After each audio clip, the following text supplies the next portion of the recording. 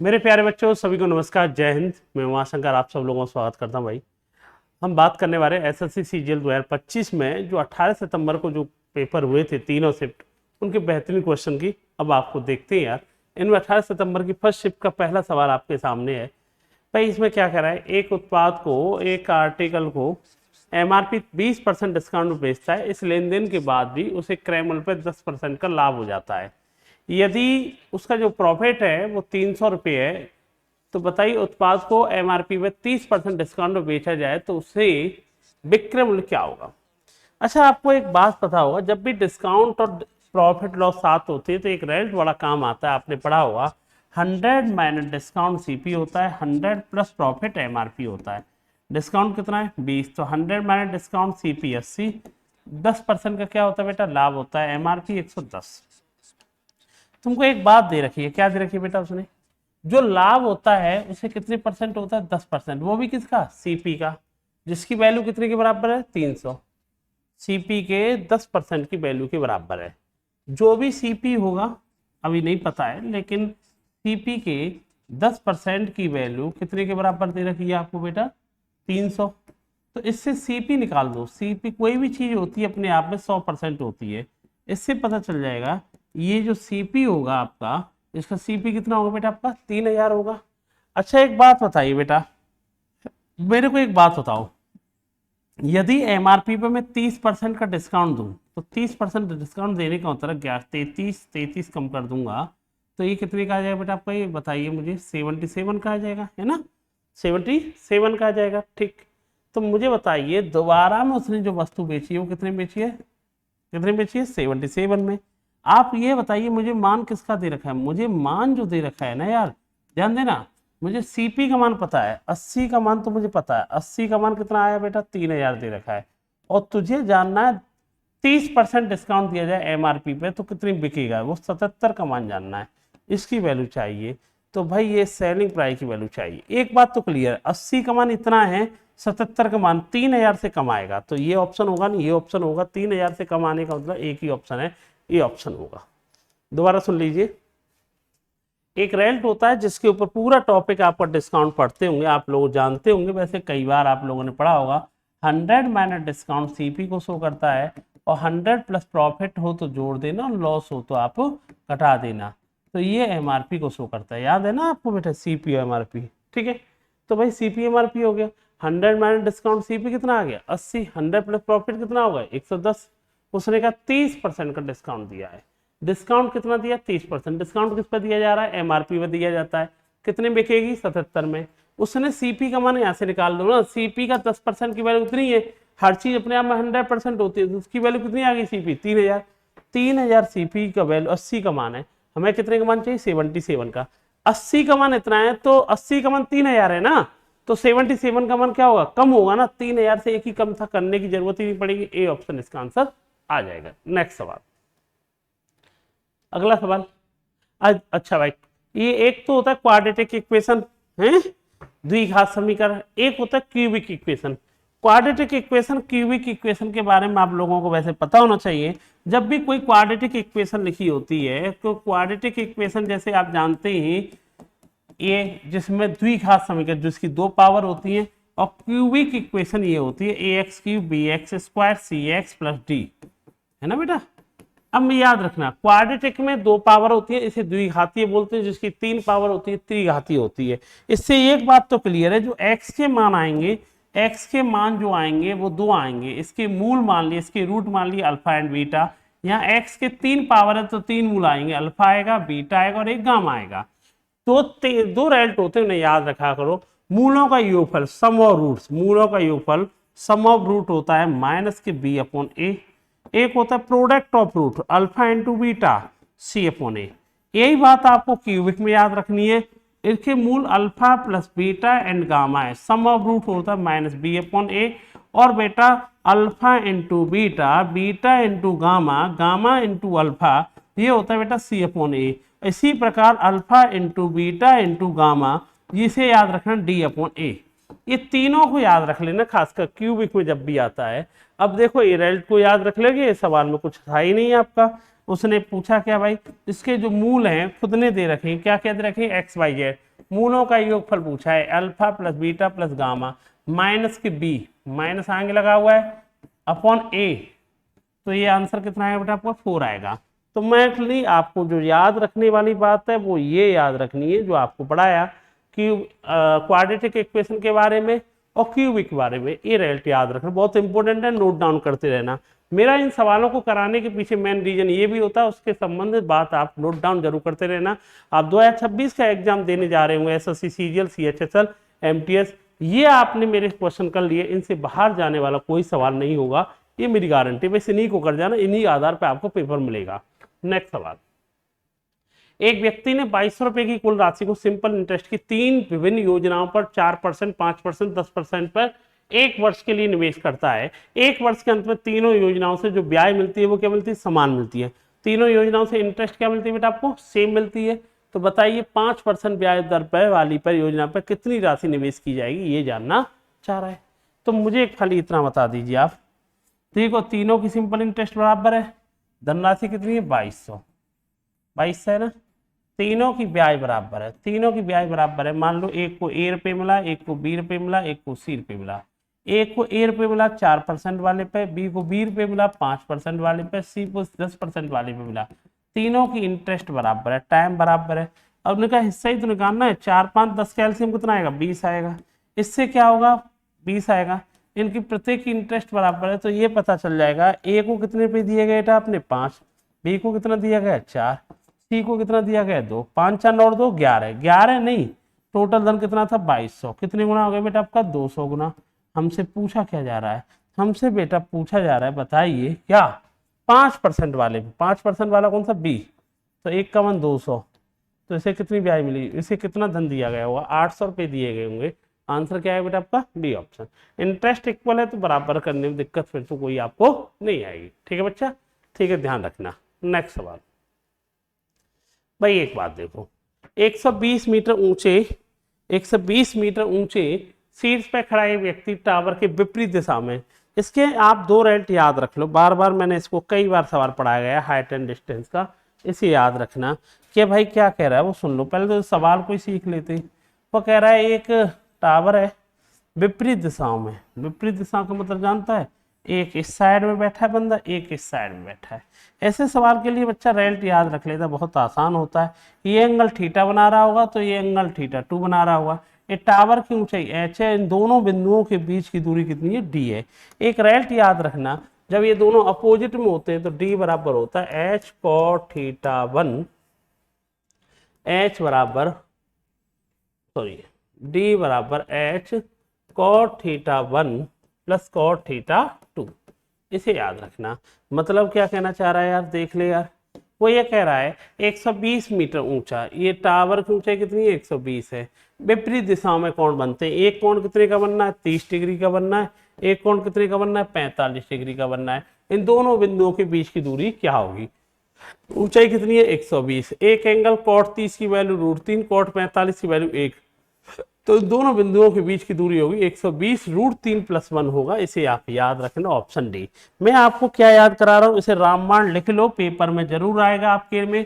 यदि कोई टावर है, इधर जैसे 2 बिंदु हैं, इधर अगर कोई कोण थीटा 1 बनना है, इधर कोई कोण थीटा 2 बनना है, अगर मतलब कहने का होता है ये दोनों बिंदु एक ही डायरेक्शन में स्थित है और इन दोनों बिंदुओं के बीच की दूरी कितनी है डी है, और इस टावर की ऊंचाई कितनी है एच है। एक रेल्ट याद रखना, d बराबर h cot theta 1 minus cot theta 2। और भाई इतना सिखाया है। दूसरी बात मैंने ये सिखाई है, यही टावर हो, अगर ये बिंदु दोनों अपोजिट डायरेक्शन में स्थित होते हैं तो याद रखना, याद वही सेम सवाल, ये टावर की ऊंचाई h है और इन बिंदुओं के बीच की दूरी d है, तो बेटा याद रखना d बराबर h cot theta 1 plus cot theta 2 होगा। इसे आप याद रखना, इसे याद रखना। इसे सेम डायरेक्शन में cot theta 1 minus cot theta 2 होगा, अपोजिट डायरेक्शन में प्लस हो जाता है, d बराबर h।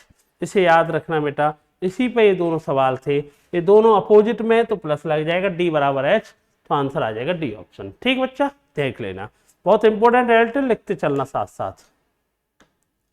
अब भाई देखो, इसी आधार पर फिर सवाल दिया, हाइट एंड डिस्टेंस के 2 सवाल मिले इसका मतलब एक ही सेट में। तो क्या कह रहा है भैया, वो कह रहा है ऊर्ध्वाधर खंभा टी एफ का एफ जमीन पर है, एफ से 25 मीटर दूर स्थित एक बिंदु का उन्नयन कोण x डिग्री है, एफ से 75 मीटर दूर स्थित दूसरे बिंदु बी पर 22 डिग्री है। तो कहने का मतलब है ये कोई टावर है, टी एफ नाम दे दिया इसका, टी और एफ, एफ है, एक बिंदु 25 मीटर दूर है जो कितने का कोण बना रहा है, यहां से देखने पे बेटा x डिग्री का कोण बनना है, कितना दूर है 25 मीटर। एक बिंदु इधर है, ये 22 डिग्री कोण बनना है, ये कितने का, ये कितनी दूर है बेटा 75 एफ से।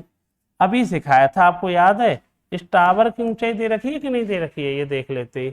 खंबे की ऊंचाई दे तो रखी है, कितनी दे रखी है 25√3 दे रखी है। तो x प्लस वाई का मान बच्चा डायरेक्ट बता देगा, ये 25 है, ये 25√3 है, इन भुजाओं का रेशियो है। तो एक बात बताइए आप खाली, ये 25 है 25√3।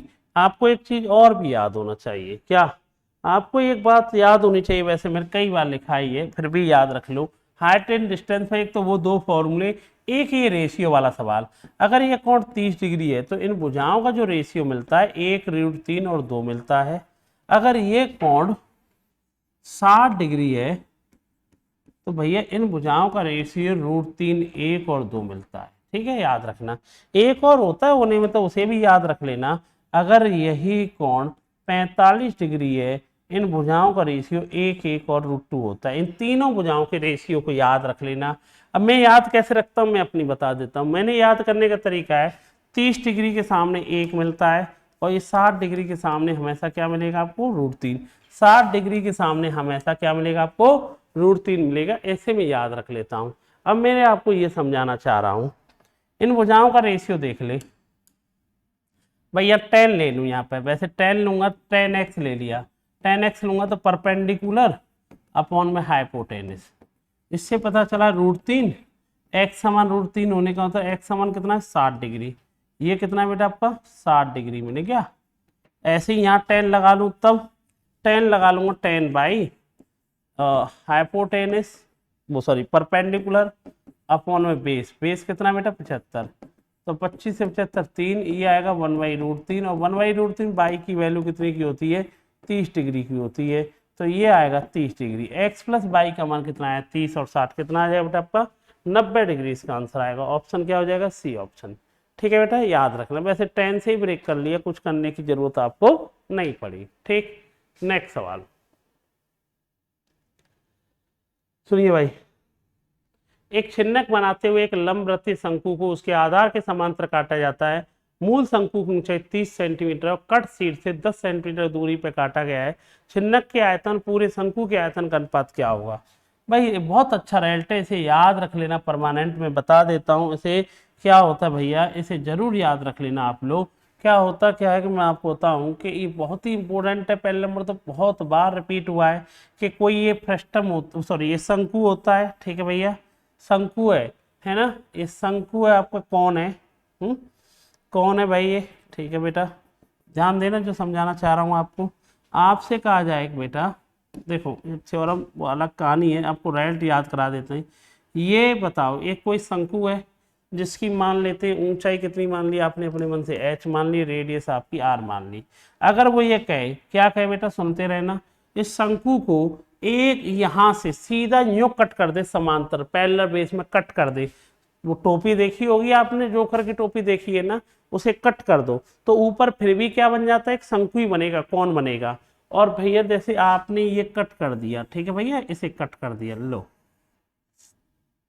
ये कट कर देंगे आप, इसे आप कट कर देंगे, ऊपर तो एक शंकु बना और नीचे वाले पोर्शन को बोलते हैं फ्रस्टम। फ्रस्टम क्या बोलते हैं, छिन्नक बोलते हैं।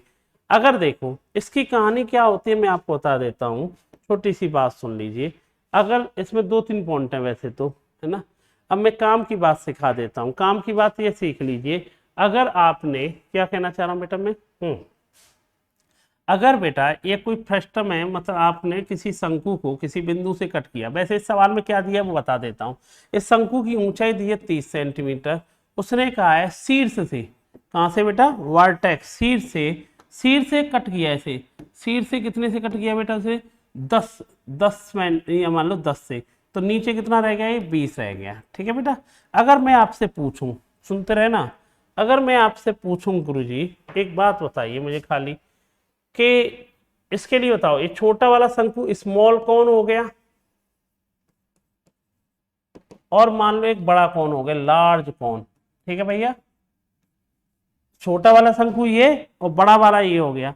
इसके लिए उनकी ऊंचाई छोटे वाले के लिए 10 है और बड़े वाले के लिए क्या 30 है। उसी ने तो कह रखा है, कह रखा है, देखो बेटा उसने कह रखा है, क्या कह रखा है, शंकु की ऊंचाई कितनी है, 30 है, और जहां से ऊपर शीर्ष से कट किया है, मतलब हाइट शीर्ष से 10 सेंटीमीटर की है, ये बोला है उसने। तो भैया ये बताइए, तो ये बताओ छोटे वाले के लिए ऊंचाई कितनी 10 और बड़े वाले के लिए कितनी ऊंचाई 30 है। तो इनकी जो ऊंचाई का रेशियो आएगा, जो इनकी हाइट का रेशियो आएगा, हाइट का रेशियो जितना आएगा सेम वही रेशियो इनकी रेडियस का भी वही आएगा। याद रखना, जो इनकी जिस अनुपात में, जिस रेशियो में इनकी हाइट कट होती है, उसी रेशियो में इनकी रेडियस भी कट होती है, सेम वही आएगा। और आयतन क्या होता है सब लोग जानते हैं, वॉल्यूम होता है कौन का, वॉल्यूम क्या होता है कौन का भाई, 1/3, 1/3 तो फिक्स है, पाई भी फिक्स है, आर स्क्वायर एच होता है, एक का square 1 into 1, H into H. तो भैया मैं बताइए आर स्क्वायर एच होता है ना, ठीक है। तो भाई इससे पता चला 1:27, इससे ये पता चला छोटे वाले शंकु का आयतन, छोटे वाले शंकु का आयतन है, छोटे वाले शंकु का आयतन 1 आएगा, स्मॉल कौन का आयतन कितना आएगा, 1 आएगा। तो बड़े वाले का कितना आया, 27 आया। तो भैया नीचे वाले पोर्शन का कितना आया, 27 में से 1 गया, तो वो कितना आ जाएगा बेटा, 26 आ जाएगा। और हमसे पूछा क्या गया था, ध्यान देखना, हमसे पूछा गया था, क्या दिया था गया था बेटा, ये बताइए छिन्नक का आयतन, जो नीचे वाले का कितना है 26, पूरे वाले का कितना है 27, तो यही रेशियो पूछा गया, 26:27 इसका आंसर आएगा। याद रखना, ये बहुत इंपॉर्टेंट बात है कि जब किसी कोण को जो ऊंचाई के अनुपात होता है वही सेम किसका होता है, रेडियस का होता है। इनकी ऊंचाई का रेशियो 1:3 छोटे शंकु और बड़े शंकु में लगेगा, और इनकी रेडियस का भी यही आएगा, छोटे वाले की ऊंचाई रेडियस 1 निकलेगी तो बड़े वाले की 3 निकलेगी। आर स्क्वायर एच किया, छोटे वाले का आयतन 1 होगा तो बड़े वाले का 27 होगा, ये पूरे का 27 है, छोटे वाले का आयतन 1 है, तो 27 में से 1 गए तो नीचे इसे फ्रस्टम बोलते हैं, इनका आयतन कितना है 26 आया। तो वो जानना चाह रहा है नीचे वाली फ्रस्टम और पूरे शंकु का रेशियो क्या हुआ, 26:27 होगा। इसे याद रखना, बहुत बढ़िया सवाल है, 2017-18 के मेंस में बहुत बार लगातार सवाल इस पर पूछे गए। ठीक भैया, नेक्स्ट सवाल, एक समअष्टभुज की भुजा एक समचतुर्भुज की भुजा की आधी है। समचतुर्भुज माने जिसकी चारों भुजा समान होती हैं, इससे ये पता चल जाएगा परिमाप क्या होगा 4 इंटू साइड। इससे ये पता चल जाएगा जो रोम्बस है या क्वाड्रिलेटर है उसकी भुजा कितनी आ गई, 5 आ गई। अब मुझे बताओ जो अष्टभुज है उसकी भुजा कितनी होती है, 8 होती है, 8 होती है कि नहीं होती है। उसकी जो भुजा है अष्टभुज की, ऑक्टागन की भुजा है ना, इसकी भुजा का आधा है, इसकी भुजा की क्या है, आधी है, तो इसकी भुजा की आधी है, तो इसका भी पेरीमीटर कितना आएगा बेटा आपका 20 सेंटीमीटर आएगा। याद रखना आंसर क्या है, बी ऑप्शन आएगा। ठीक, ध्यान रखना। एक सजावटी स्तंभ पर एक समकोणीय प्रिज्म के आकार में बना हुआ है, इसके आधार की भुजा की लंबाई 10 सेंटीमीटर, स्तंभ कई खंडों में से बना हुआ है, उसकी ऊंचाई एक अंकगणितीय श्रेणी बनाती है। पहला खंड 5 सेंटीमीटर, प्रत्येक अगला खंड पिछले वाले खंड से 2 सेंटीमीटर ऊंचा है। स्तंभ में कुल 4 खंड है, स्तंभ का कुल आयतन क्या होगा। A decorated column is made in the shape of the regular hexagon prism. The side length of its base is the 10 centimeter. The column is built from the multiple section and their height form an arithmetic progression. The first section is the 5 centimeter tall and each subsequent sequence is the section is the 2 centimeter taller than the previous one. If the column has 4 sections in the total, what is the total volume of pyramid? अच्छा, आपको पहला मतलब volume क्या होता है आपको ये पता है, क्या बोल रहा है बेटा, ये प्रिज्म का वॉल्यूम होता है area of base into height, ये पढ़ा है आपने। अच्छा, षटभुज है, षटभुज जानते हैं आप क्या होता है, षटभुज होता है जिसे रेगुलर हेक्सागन बोलते हैं। उसका एरिया कैसे निकालते हैं यार, उसका एरिया होता है 6 समबाहु त्रिभुज के बराबर, 6 इंटू √3/4। ए भुजा कितनी दे रखी है उसकी 10, तो भाई हम निकाल देंगे 10 का स्क्वायर 100, 100 में 4 का भाग देगा 25 गुणा 6, तो इसका जो आया बेटा ये आया 150√3 आया। इससे पता चला जो बेस में षटभुज है उसका आधार कितना आया बेटा, आधार का क्षेत्रफल 150√3 ये आया। अब भाई बात आती है ऊंचाई की, 4 खंडों में काटी गई है। पहली वाली ऊंचाई, पहला खंड कितने का है, 5 का है, 5 का पहला खंड है, पहला खंड 5 का है। और भैया उसने कहा है प्रत्येक में 2 सेंटीमीटर, अगला खंड 7 का होगा, अगला खंड 9 का होगा, अगला खंड 11 का होगा। इससे पता चला चारों खंडों को जोड़ दूंगा तो उसकी टोटल ऊंचाई आ जाएगी 5, 7, 9, 11। पहला 5 का है, अगले में 2 जोड़ दे 7 का, वही तो कह रहा है ये एपी सीरीज है, एपी माने समान अंतर है, 5 है तो अगला 7 है, वो कह रहा है खुद 2 सेंटीमीटर बढ़ते है, 5 से 7 है, अगले में 9 है, फिर 11 है। तो भैया पूरी ऊंचाई कितनी आई, 32 आई। और हमसे यही जानना चाह रहा है इसका आयतन क्या आएगा। ये √3 तो ठीक है, ये आएगा भाई आपका 45, 3, 48, ये इसका आंसर आएगा 48√3 सेंटीमीटर क्यूब इसका आंसर हो जाएगा। याद रखना हाई एरिया क्या होता है, वॉल्यूम क्या होता है, area of base into height. Area of base क्या होगा, एक समषटभुज है, समषटभुज माने रेगुलर हेक्सागन, रेगुलर हेक्सागन का एरिया क्या होता है 6 × √3/4 a स्क्वायर। 6 संभव त्रिभुज होते हैं, इसका आ गया। ऊंचाई कैसे निकाली, एक की कितनी ऊंचाई 5, अगला 7, 9, 11, 4 और टोटल ऊंचाई कितनी हो रही है वो पता चल गया, आंसर आपका आ जाएगा।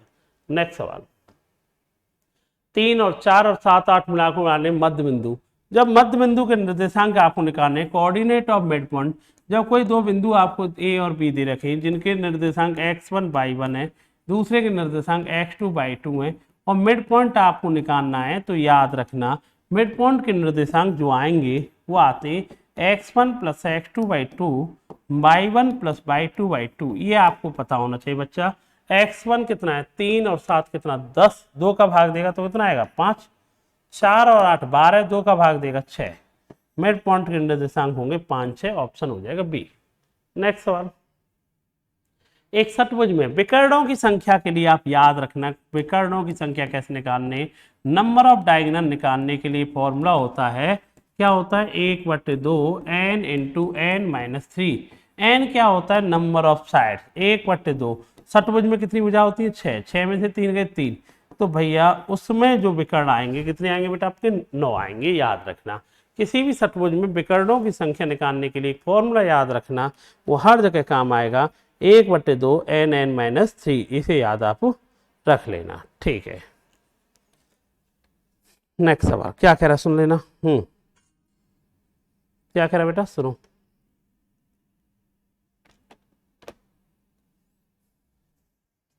नेक्स्ट सवाल, हाँ ये न थोड़ा सा आपके लिए इंफॉर्मेशन है, कई सारे बच्चों के जो पर्सनली या कमेंट आते हैं बाद में, कोई बच्चा मेरा कंप्लीट बैच, जैसे दो बैच बना रखे हैं, एक बच्चे को कैलकुलेशन प्रॉब्लम है तो उसके लिए मैंने एक बैच बना रखा है, कैलकुलेशन बूस्टर बैच है, जो कि मात्र 99 रुपीज़ में मिल जाएगा आपको, जो कि आपको ऑनलाइन टॉपर्स एप्लीकेशन है मेरा, उस पर मिलेगा, है ना।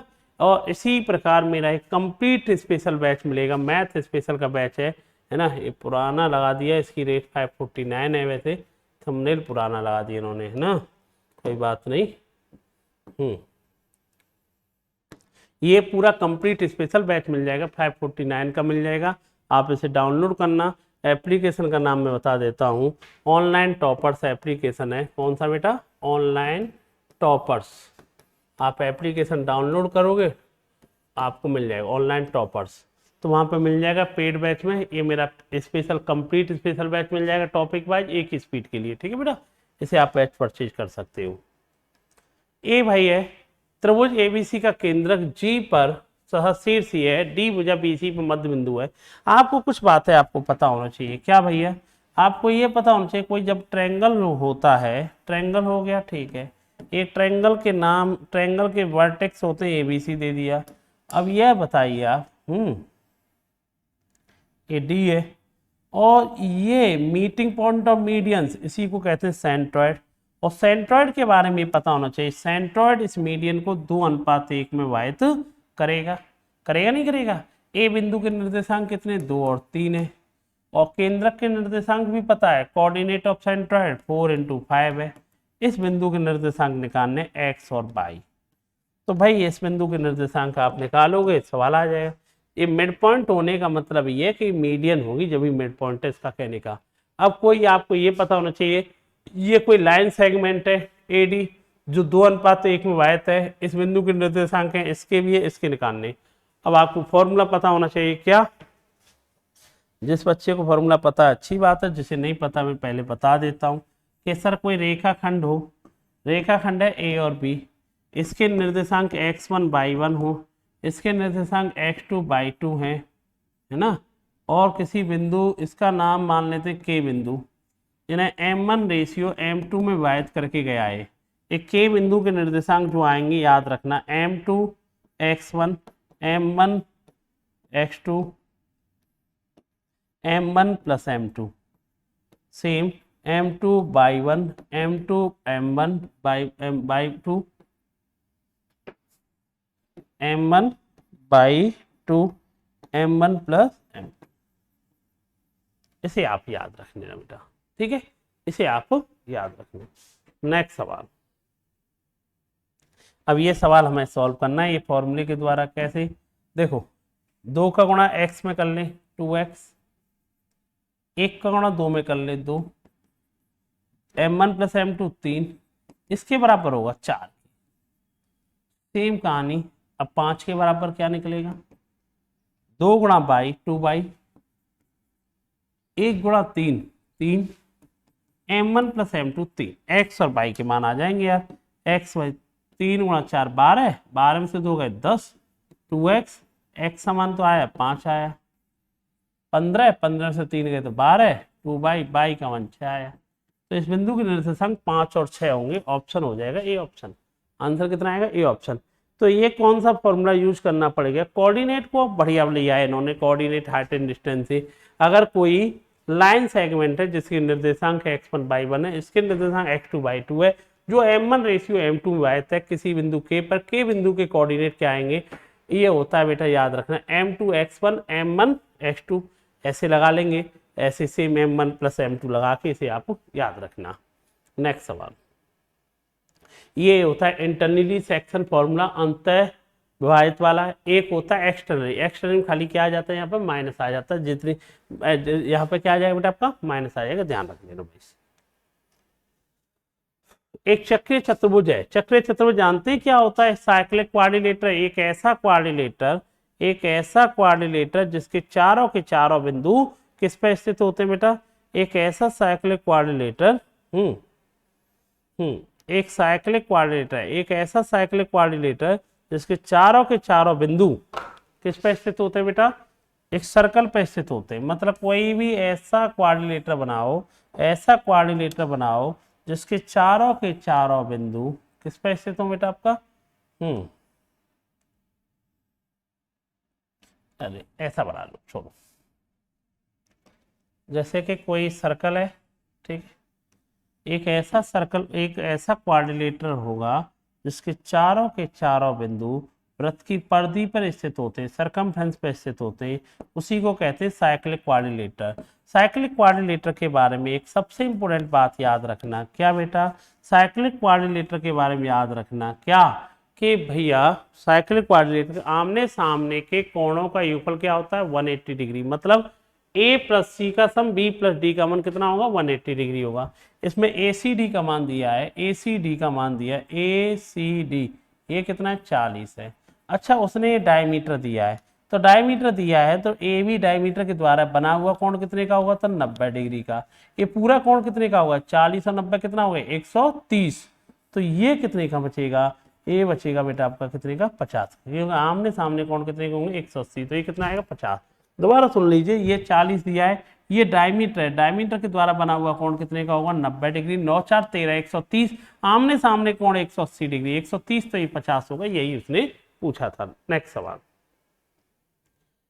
भाई ये लिखा है, ये कैलकुलेशन वाले सवाल बहुत दे रखे हैं, आप लोगों को दिक्कत नहीं आनी चाहिए। 12 का क्यू प्लस 0.06 का क्यू, ये लिखा है 0.24 का क्यू प्लस 0.12।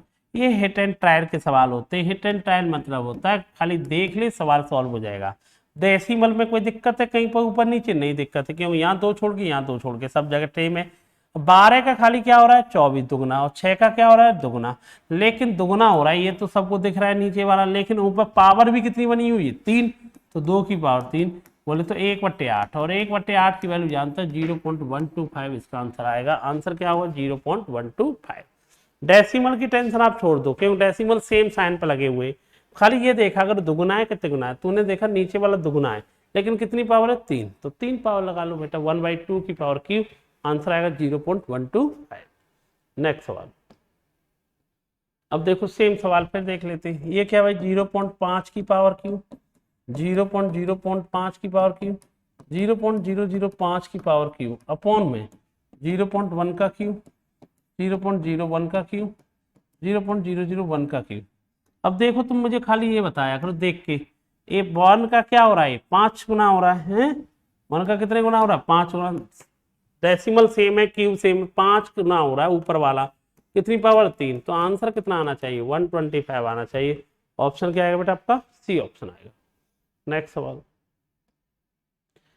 अभी तक हम एसएससी सीजीएल की फर्स्ट शिफ्ट हमने की थी, अब आते हैं एसएससी सीजीएल में उसी में 18 सितंबर की सेकंड शिफ्ट में, ठीक है भैया, उसके सवाल देखते हैं है ना, उनको क्या कहते हैं वो भी देख लेते हैं।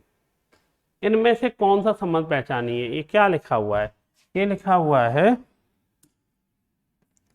√6 + √2, √5 + √3, इनमें कौन बड़ा है कौन छोटा है, दोनों तरफ स्क्वायर कर लो, स्क्वायर करेंगे a + b का होल स्क्वायर, a + 6 और 2 8, 2√12, 6 5 3 8, 2√15, कौन बड़ा है कौन छोटा है, इधर देख ले कौन बड़ा है, 8 इधर भी है 8 इधर भी है, 2 इधर भी है 2 इधर भी है, 12 बड़ा है 15, 15 वाला बड़ा है, उधर वाला 5 और 3 वाला बड़ा होगा। ऑप्शन क्या होगा बेटा सेकंड ऑप्शन, ऑप्शन क्या होगा सेकंड होगा, वो यही जानना चाह रहा है।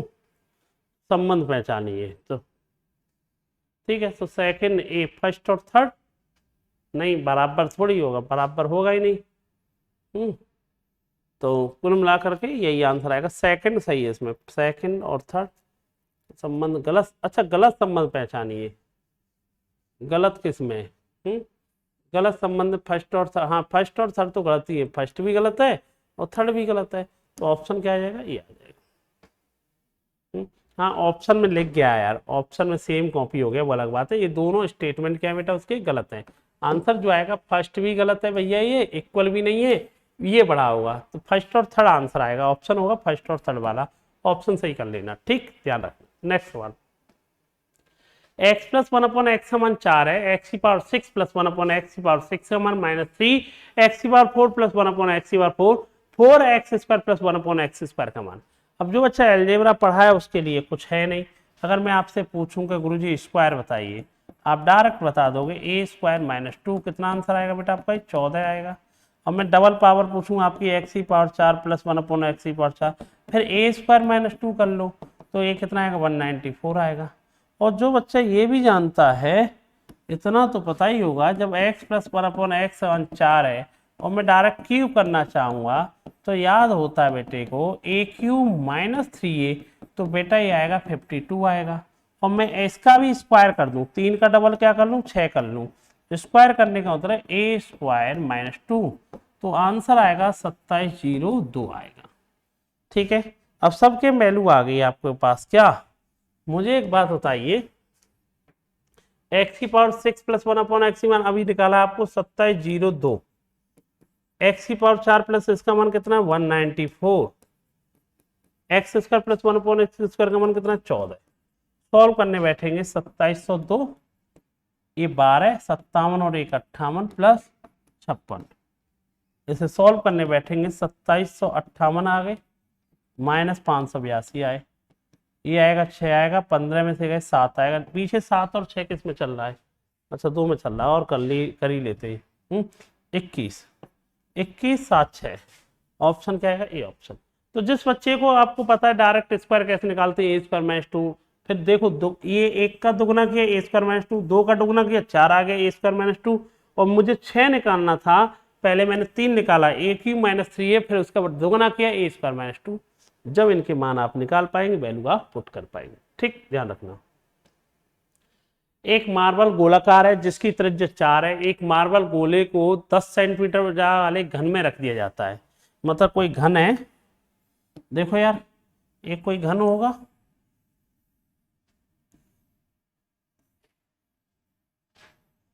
ठीक है, इस तरह का कोई घन है, क्यूब है, इसके अंदर कोई गोलाकार गेंद रख दी है। क्या रख दी बेटा आपकी? गेंद।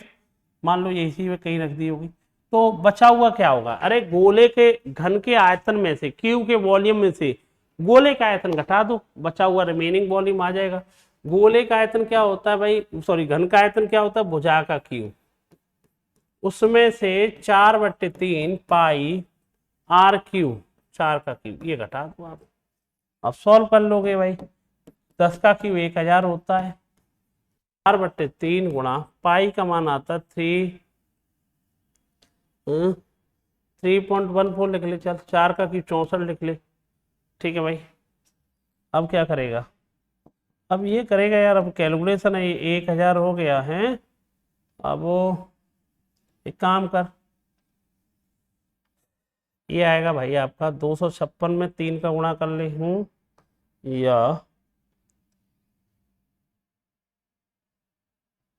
या 4 लिख ले, 4 गुणा ये कितना आएगा? 256 आएगा, ठीक है। इसे 3 का भाग इसमें दे दे, 1.05, 3×5 = 15 मान लेना इसे, 1.05। तो 1056 में से 256 तो घटा ही दे, और कितना घटाएगा? 0.5 और घटाएगा, 0.5 कितना आएगा भाई? ये आएगा 5 और 30, 25 और 3 28, 15 और 2 12, 30 25 3 28 15 12, ठीक है। 12.80 और घटाएगा, लगभग आंसर कितना आ जाएगा वो आंसर देना होगा। 1000 में से 256 घटाने का मतलब 250 घटाएगा 750, 750 में से 6 घटाएगा, 750 में से भी 6 घटाने का मतलब है 744, है ना?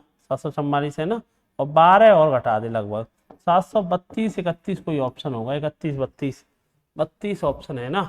ऑप्शन क्या आएगा? बी ऑप्शन होगा। ऑप्शन क्या आएगा? बी ऑप्शन इसका आंसर आ जाएगा, ध्यान रखना। आंसर क्या आएगा बेटा आपको? बी ऑप्शन इसका आंसर आएगा, इसे आप याद रखना, ठीक। हाँ, समझ गए ना? कुल मिला के घन के आयतन में से गोले का आयतन घटा देंगे, तो पाई का वैल्यू यूज करना पड़ता है अप्रोक्सीमेट 3.14, ये करना पड़ेगा। नेक्स्ट सवाल, नियमित 8 भुजा वाले बहुभुज की प्रत्येक आंतरिक कोण, आपको याद होना चाहिए किसी भी पॉलीगन के लिए, किसी भी पॉलीगन के लिए आपको अगर उसके इंटीरियर कोण और एक्सटीरियर कोण आपको निकालने, इंटीरियर कोण निकालना है, दो कोण होते हैं, एक आंतरिक कोण, इंटीरियर एंगल निकालना है, तो याद रखना उसके लिए फॉर्मूला होता है n-2 180 डिग्री अपॉन में n।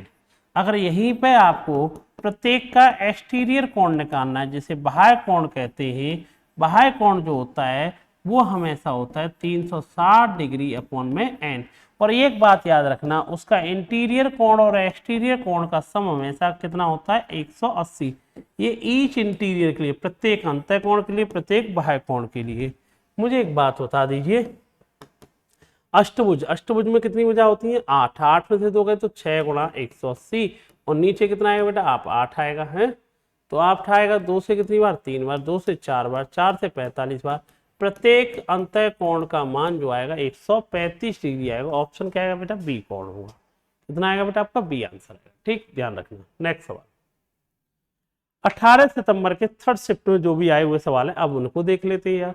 देखो, मान लीजिए x रुपए पर निवेश किया गया धन 2 वर्ष 5% का सिंपल इंटरेस्ट कितना है? 22 रुपये है, और फिर उसी 22 धन को 2 वर्ष 5% के लिए साधारण ब्याज पर दिया गया, उससे ब्याज कितनी मिलती है? Z रुपये। तो उनके बीच में संबंध क्या होगा? इस सवाल में मैं कह सकता हूं दोनों कंडीशनों में रेट भी समान है, टाइम भी समान है, क्योंकि देखो रेट और टाइम यहाँ पे भी 2.5 है, यहाँ पे भी है। मैं ये कह सकता हूँ जब x रुपये तुमने उधार दिए थे उस समय ब्याज कितनी मिली थी? 22। वो जब 22 रुपए की ब्याज मिलती है, 22 रुपये मिलता है, जब 22 रुपए की जो ब्याज उधार दी जाती है उस समय ब्याज कितनी मिलती है? Z। इनके बीच में संबंध निकालना, रेट और टाइम समान है तो इन एक दूसरे में भाग दे दो। एक कई बार रिलेशन पूछा गया, 22² = XZ, याद रखना। ऑप्शन क्या होगा? बी ऑप्शन, क्योंकि दोनों जगह ब्याज रेट भी समान है, दोनों जगह टाइम भी समान है। तो 22, जब x रुपए का धन दिया जाता है ब्याज 22 मिलती है, जब 22 रुपए दिया जाता है ब्याज मिलती है Z।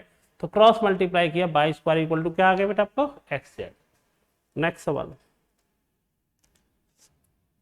एक प्रतिमा जिसकी ऊंचाई कितनी है 1.6 मीटर, एक आधार स्थल के ऊपर स्थित है। जमीन पर एक बिंदु से प्रतिमा के शीर्ष तक का कोण 60 डिग्री है, जबकि उसी बिंदु से आधार स्तंभ के शीर्ष से उसका उन्नयन कोण 45 डिग्री है।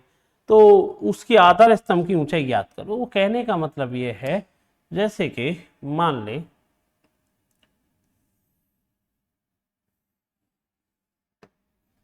जैसे कि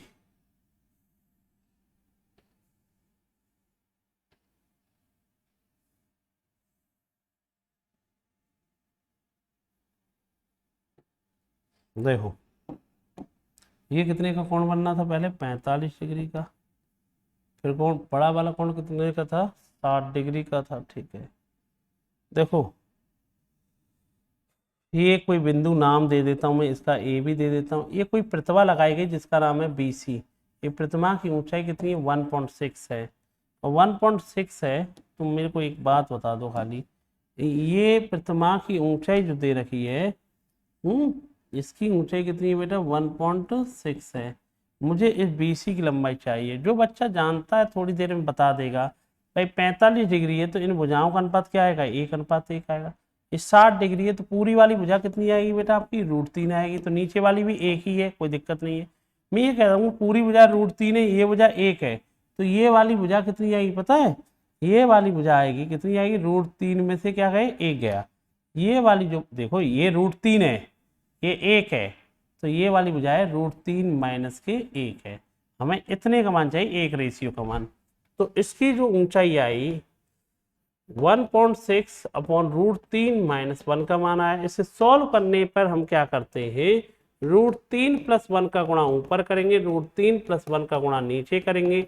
इससे नीचे क्या हो जाएगा, नीचे हो जाएगा a + b a - b 1.6 गुणा √3 + 1, और नीचे आएगा a + b a - b। 3 में से गए तो कितना आएगा बेटा 2 आएगा, 2 का भाग देगा तो 0.8 आएगा। √3 + 1 इसका आंसर आएगा। यही इसका आंसर 0.8 √3 + 1। अब जो बच्चा जानता है, अभी सिखाया था वैसे 45 डिग्री कोण है, तो इन भुजाओं का अनुपात 1:1, 60 डिग्री कोण है, ये √3 1, तो ये पूरी √3 है, ये 1 है, तो ये कितनी बची √3 - 1। √3 - 1 का मान 1.6 है, हमें तो 1 का मान चाहिए। √3 - 1 का मान इतना 1.6, इसका ऊपर नीचे सॉल्व किया तो इसका आंसर आ जाएगा 0.8 √3 + 1। नेक्स्ट सवाल। तो आप लोगों को पता है मैंने कैलकुलेशन बूस्टर बैच मेरा है। जिन बच्चों को जैसे स्पीड आपको तेज करनी है, मात्र 99 पे मिल जाएगा ऑनलाइन टॉपर्स पे। और जिन बच्चों को पूरा कंप्लीट बैच पढ़ना है, SSC UPSI railway banking topic wise पूरा बैच, मैथ्स मेटा बैच है मेरा, वो कितने का बेटा 549 रुपये का आपको ये बैच आपको मिलेगा। ठीक, ध्यान रखना। नेक्स्ट सवाल। एक खोखले अर्धगोले की त्रिज्या आंतरिक और भार वाली ये है, और उसका आयतन कितना होगा। तो आयतन याद रखना, खोखले अर्धगोले का होता है 2/3 पाई r³ - r³ होता है। r इनर आउटर, छोटी r स्मॉल, 2/3 पाई का मान आपको यूज करना पड़ेगा। देखते हैं 22/7, ये कितनी है भाई 14 का क्यूब - 7 का। ये सॉल्व करना होगा। कैसे करेंगे भाई, 2/3 22/7, 7 दोनों में से कॉमन आ जाएगा। 7 कॉमन आने का होता है 7 का क्यूब कॉमन आएगा, और 7 का क्यूब कॉमन आने का होता है 343 बार आना।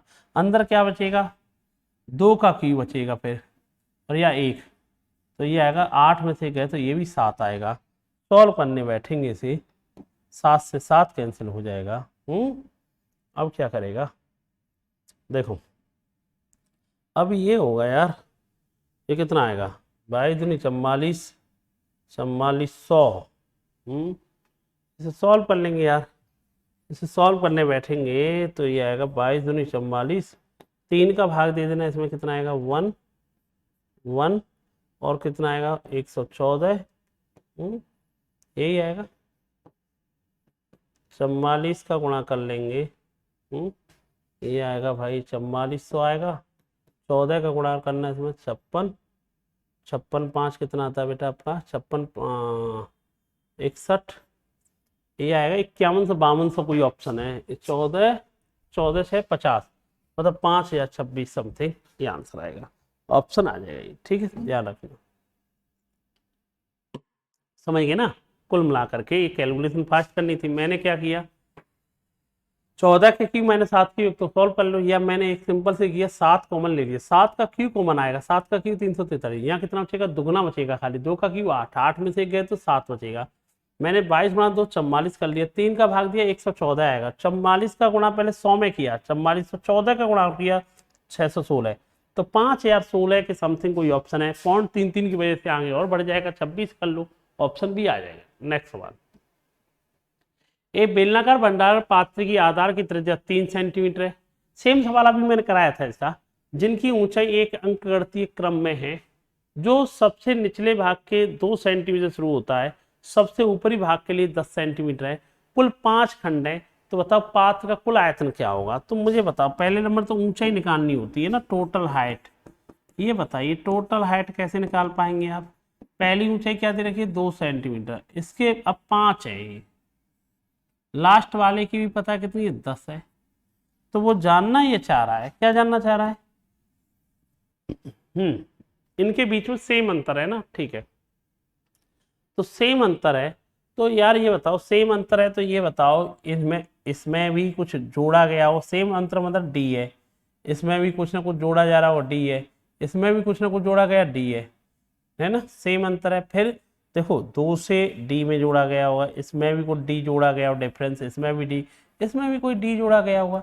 कितने डी जोड़े गए, 1 2 3 4, 10 और 2 में कितने का अंतर आता है, 8 का, 8 को 4 डी में ब्रेक करेंगे तो प्रत्येक का अंतर पता चल जाएगा, 2 आएगा। तो ये 2 दूनी 4 होगा, ये 6 होगा, ये 8 होगा, ये 10 होगा। टोटल हाइट कितनी आ गई यहां से पता चल जाएगा, 10 18 24 4 8 2 30 आ जाएगी। और भैया किसका चाहिए आपको, वो जानना चाह रहा है बेलनाकार आयतन चाहिए। बेलनाकार का आयतन होता है एरिया ऑफ बेस, क्या भैया, आधार की त्रिज्या, आधार की त्रिज्या कितनी है, कितनी है आधार की त्रिज्या, आधार की त्रिज्या 3 सेंटीमीटर है सिलेंड्रिकल, तो पाई आर स्क्वायर एच, पाई पाई का मान 3.14 आर स्क्वायर इंटू एच, तो 3.14 270, ये आएगा 27 दूनी 84, ये 800 810 हो गया। अब सॉल्व कर लेंगे, और क्या सॉल्व करेंगे भाई, 27 को गुणा इसमें और कर लेंगे यार, 27 का गुणा करने बैठेंगे, 27 को 108, 108 हो गया, 27 और 10 37 हो गया, 27 दूनी 54 81 और 3 84, अरे अरे गड़बड़ कर दी, 270 का गुणा 3 में कर लिया भाई, कितना आ गया है, 270 का गुणा 14 में करना है, तो 0 64 98 28 और 9 37 847.80, ऑप्शन क्या है बेटा आपका, बी ऑप्शन इसका आंसर है, ठीक, ध्यान रखना। टोटल हाइट कैसे निकालनी, 5 खंड है, पहला खंड 2 है, लास्ट का खंड 10 है, तो सेम अंतर सेम है इनके बीच में, इनमें भी डी का अंतर होगा, सब में डी डी का अंतर होगा, कितने अंतर है इनके बीच में, 4 डी, जिसने एपी पढ़ी होगी वो समझ पा रहा होगा, डी का मान 2, तो देखो 4 6 8 10 सब में सेम अंतर हो गया 2 2 का, टोटल हाइट कितनी हो गई 30। आयतन क्या होता है बेलन का, pi r square h, pi r square h करेंगे तो आंसर आपका आ जाएगा। नेक्स्ट सवाल, कोई भी रेखा होती है उसकी ढलान के लिए फॉर्मूला लगाना पड़ता है, बाई बराबर एम एक्स प्लस सी, इससे कंपेरिजन करनी होती है। अब 4 बाई माइनस के 7 एक्स प्लस 8, बाई बराबर माइनस के 7/4 एक्स प्लस 8, ढलान की कंपेरिजन करने माइनस के 7/4, ऑप्शन क्या आएगा, ए ऑप्शन। नेक्स्ट सवाल, tan a cot a का मान 4 है, अच्छा भाई tan a cot a का मान कितना है, 4 है, ठीक। मुझे एक बात बताइए, tan a cot a एक तरह के क्वाड्रेटिक इक्वेशन का काम कर रहा है, tan और cot एक दूसरे का क्या होता है, उल्टा ही होता है। तो मैं थोड़ी देर के लिए समझाने के लिए लेट tan a को मैंने मान दे दिया, x नाम दे दिया, x नाम दे दिया, तो मैं कह दूंगा ये x लिखा है, 1/x लिखा है, 4 लिखा है, x square minus 4x plus 1 equal to 0। एक क्वाड्रेटिक इक्वेशन बनेगी श्रीधराचार्य विधि द्वारा, x बराबर माइनस के b plus minus B square minus के 4ac अपॉन 2a, एक्स बराबर 4 प्लस माइनस 16 में से 4 गए तो 12, 12 मतलब 2√3 अपॉन में 2, एक्स का मान जो आया वो आया 2 प्लस √3, एक्स समान 2 प्लस माइनस मान लो, एक्स समान ये मान लेते। इसका मतलब है इससे ये पता चल चुका है टेन थीटा की वैल्यू जो आएगी, टेन थीटा की वैल्यू आई 2 प्लस √3, 2 प्लस √3 आई। ठीक है ना भाई। अब मुझे एक बात बताइए, क्या अगर भाई आप बताइए सेक कैसे निकालेंगे, 1 प्लस टेन स्क्वायर सेक होता है, सेक स्क्वायर होता है। तो यहाँ पर टेन स्क्वायर की जगह क्या लिख सकता हूँ बताना, मैं 1 प्लस टेन स्क्वायर लिख सकता हूँ। मतलब मुझे जो मान चाहिए 2 टेन स्क्वायर ए प्लस 1 का चाहिए, और टेन ए की तो वैल्यू आ गई है, टेन स्क्वायर की वैल्यू में अगर निकालने बैठूंगा तो दोनों तरफ स्क्वायर निकाल दो यार, दोनों तरफ क्या करेंगे आप स्क्वायर कर देंगे, तो ये कितना आएगा 4 से 7 प्लस 2 7 प्लस 4√3 आएगा। और भैया मुझे चाहिए क्या 2 टेन स्क्वायर, तो 2 का गुणा करना इसमें 14, 2 का गुणा कर 8√3, ये तो 2 टेन स्क्वायर प्लस 1, तो आंसर आएगा 15 प्लस 8√3, इसका आंसर है 15 प्लस 8√3। ऑप्शन क्या आएगा, बी ऑप्शन आएगा। आंसर क्या आएगा, बी ऑप्शन। क्यों, अरे यार क्वाड्रेटिक इक्वेशन टेन ए को एक्स माना, इससे एक्स बराबर आ गया 2 प्लस √3, प्लस वाला ले लो आप। ठीक है, ये टेन स्क्वायर सेक स्क्वायर को क्या लिख सकता है, 1 प्लस टेन स्क्वायर लिख सकता है, तो क्या हुआ टेन टेन कितना हुआ 2 टेन स्क्वायर प्लस 1, टेन ए की वैल्यू तुझे पता है स्क्वायर करेगा तो कितना आएगा 7 प्लस 4√3, ये आएगा। अब मुझे 2 टेन है डबल करना है तो इसका डबल कर ले, 14 प्लस 8√3 प्लस 1 और है 15 प्लस 8√3। ऑप्शन क्या आएगा, बी ऑप्शन इसका आंसर आएगा। ठीक, ध्यान रखना। नेक्स्ट सवाल, साइन ए बराबर 2x plus 1 upon x square लिखिए, what is the cos square. तो यार इसको ब्रेक करना है, कॉस की वैल्यू चाहिए तो कॉस का स्क्वायर करना, क्या हो कॉस स्क्वायर लिख सकता है, इसे क्या लिख सकता है 1 माइनस साइन स्क्वायर लिख सकता है कि नहीं। तो 1 माइनस साइन की वैल्यू पता है तेरे को क्या है 2x 1 प्लस एक्स स्क्वायर का होल स्क्वायर, इसे सॉल्व कर लेगा। या एक और चीज बताए ना, एक तो ये कर ले, एक एक्स बराबर क्या लिख ले, एक्स बराबर 1 लिखने पर तो दिक्कत है, 2 रख ले, 2 रख ले, 2 दूनी 4, 2 दूनी 4 1 5। ठीक है, ये आसान है, 4/5 आ गया, एक्स बराबर 2 रख लो, कुछ भी रख लो भाई, इनफाइनाइट से बचना है, एक्स बराबर 2 रख लो, 4 5 आ गया। तो इसका मतलब साइन होता क्या है, साइन होता है परपेंडिकुलर हाइपोटेनस 5, ये पक्का कितना निकलेगा 3। तो कॉस की जो वैल्यू निकलनी चाहिए 3/5 आनी चाहिए। 3/5 कहाँ पे आएगी, यहाँ रख के देखूंगा एक्स बराबर, ये नहीं आएगी, एक्स बराबर यहाँ रख के देखूंगा, यहाँ रख के देखा 5 तो आ गई, लेकिन माइनस क्या आ रहा है। ठीक है भाई, यहाँ रख के देखूंगा तो यहाँ तो आएगी नहीं, यहाँ पे रख के देखेंगे तो भी नहीं आएगी। एक बात क्लियर, आंसर यही आएगा। इसलिए आएगा, कोई बच्चा कहे सर माइनस क्या आ रहा है, हो सकता है साइन सेकंड क्वाड्रेंट में हो, तो उससे क्या फर्क पड़ रहा है, मिल तो रहा है ना 3/5। ऑप्शन क्या मिल जाएगा, बी ऑप्शन आपको आंसर मिल जाएगा। ठीक, तो इससे आप सॉल्व कर लेंगे। ठीक, तो यार ये 18 सितंबर को 2025 में एसएससी सीजीएल में जो क्वेश्चन पूछे गए तो वो मैंने आपको कंप्लीट करा दिए। बड़े बढ़िया सवाल है, अच्छे सवाल है, और आगे वाले एसएससी कैलेंडर के लिए बहुत बेहतरीन होने वाले। आप कंटिन्यूस मेरे साथ लगे रहिए, पूरी सीरीज आपको कंप्लीट करा देंगे। धन्यवाद बेटा, थैंक यू बेटा, जय हिंद सभी के लिए।